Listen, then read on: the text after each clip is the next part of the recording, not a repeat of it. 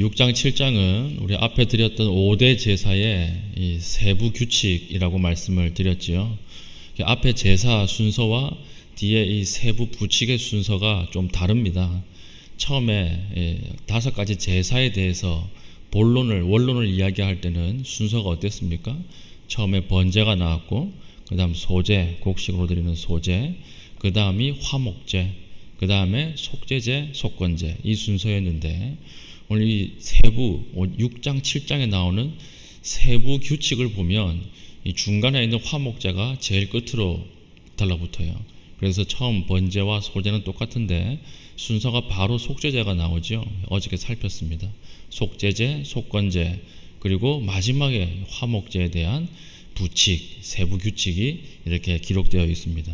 왜 그렇습니까? 왜 순서가 앞과 다릅니까? 그렇게 물어보면 모릅니다. 잘 모르겠어요. 왜 그런지 모르겠는데 오늘 마지막에 화목제가 붙어 있다.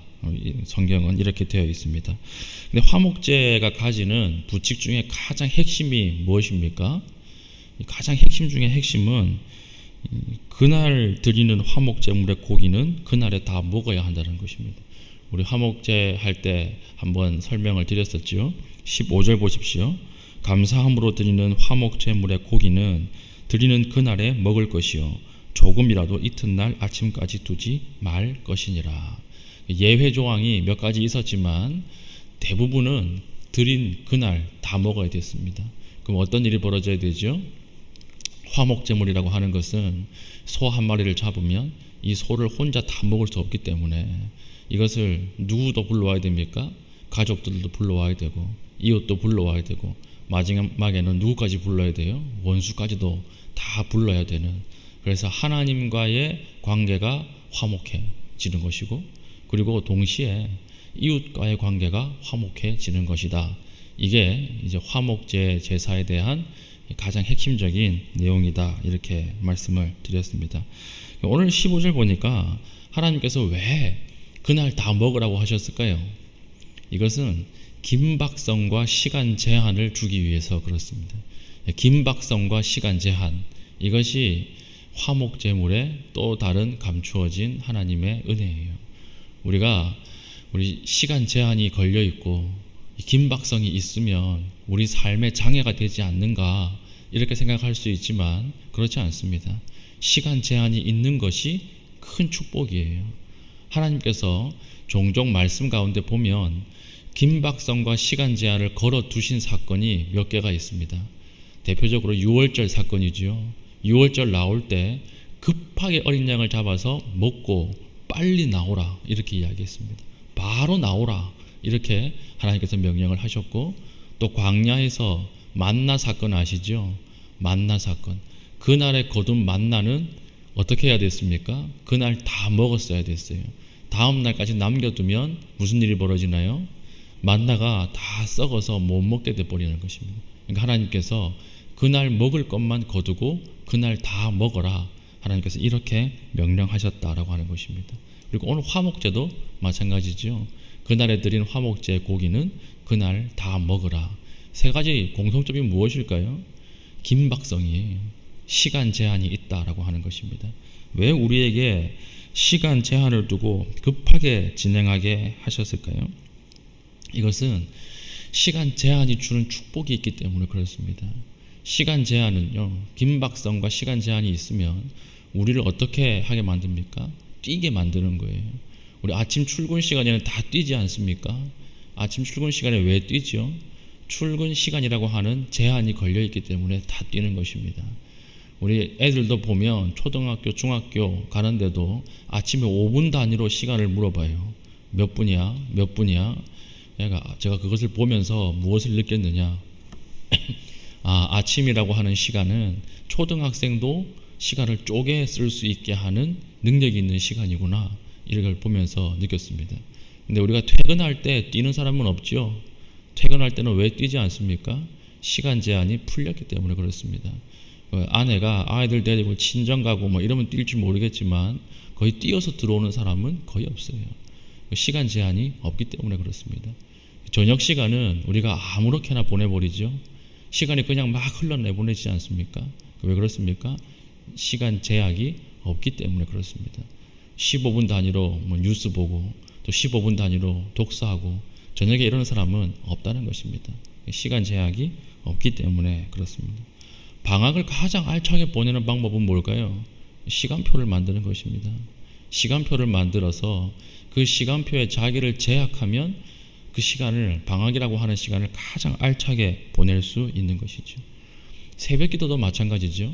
새벽기도도 일종의 제약이고 긴박성입니다. 새벽기도 나오기 위해서는 전날 빨리 자야 돼요. 새벽기도 나오기 위해서는 그 전날 약속도 조정해야 되고요. 절제하는 것이 필요합니다. 그게 무엇입니까? 제약을 거는 것이죠. 그래서 저녁에 성공한 사람이 새벽을 성공할 수 있습니다.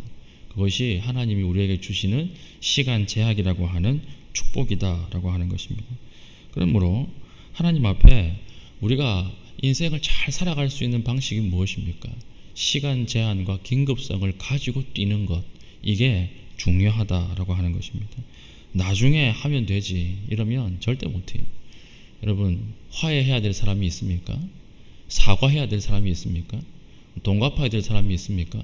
언젠간 갚겠지, 언젠가는 화해하겠지, 그러면요 평생 못해요. 언제 해야 됩니까? 오늘 기도하는 가운데 결단하고 오늘 찾아가십시오. 그러니까 우리가 오늘 기도해야 될 것은 하나님 언젠가는 화해하게 해주십시오, 이 기도가 아니고요. 하나님 오늘 갑니다. 하나님 그 사람의 마음을 뒤집어 주십시오. 오늘 제가 용서하기로 작정합니다. 용서할 수 있는 마음을 주십시오. 이렇게 제약을 걸어놓고 시간을 걸어놓고 하나님 앞에 가는 것, 기도하고 움직이는 것, 그게 중요하다고 하는 것입니다. 언젠가는 용서하게 해주십시오. 그러면 평생 못 나와요. 언젠가는 새벽기도 나오게 해주십시오. 평생 못 나와요. 당장 내일 가겠습니다. 오늘 저녁의 시간을 선용할 수 있는 지혜와 결단을 주십시오.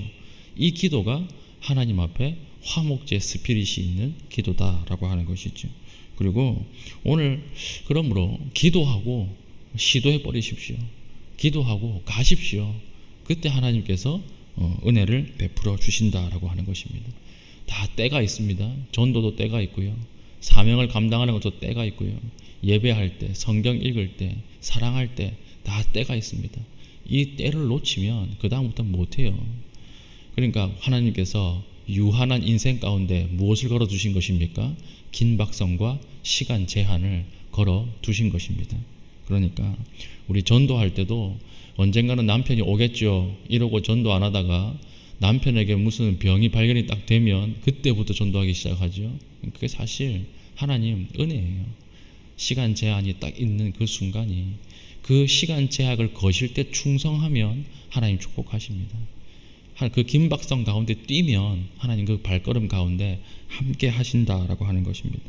우리가 쉴 때와 일할 때, 사명을 감당할 때와 내려놓을 때, 이때 하나님께서 걸어놓으신 이 시간 안에 최선을 다하고 이 시간을 귀하게 여기고 하나님 앞에 순종하면 하나님께서 축복하십니다. 이것이 바로 오늘 화목제 규례 세부 규칙의 핵심입니다. 오늘 기도하는 가운데 우리가 두루뭉술하게 기도하는 것이 아니라 오늘 결단할 부분이 있다면 예수 그리스도의 이름으로 결단하십시오. 그리고 오늘 해버리십시오. 찾아가십시오. 용서받으러 오는 사람 내치지 마십시오. 하나님의 말씀을 순종하기로 작정하십시오. 오늘 안에 하십시오. 오늘 안에. 그래야 하나님 축복하십니다. 오늘 하나님 주시는 이 말씀을 가지고 오늘 하루 우리가 화해하고 용서하고 회복되는 믿음의 신실한 주의 백성 되기를 축복합니다. 아멘.